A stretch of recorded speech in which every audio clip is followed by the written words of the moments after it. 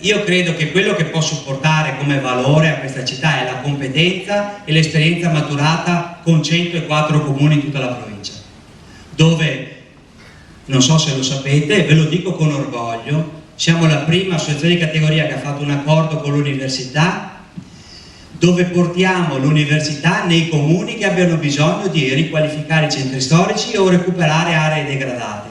Questo come lo facciamo? Attraverso un progetto col professor Narne, non so se ricordate, il professor Surendra Narne, nel senso Fioio, che è professore di ingegneria all'Università di Padova. Lo portiamo in tutti i territori perché lui è il riferimento del nord-est di Renzo Piano e noi facciamo lavorare gli studenti che lavorano col metodo di Renzo Piano, che adesso vi dico, per fare progetti per le città.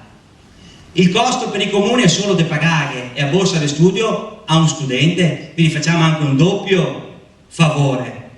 Facciamo lavorare i giovani con un metodo anche che prende spunto da quello che loro vedono con Renzo Piano a livello internazionale.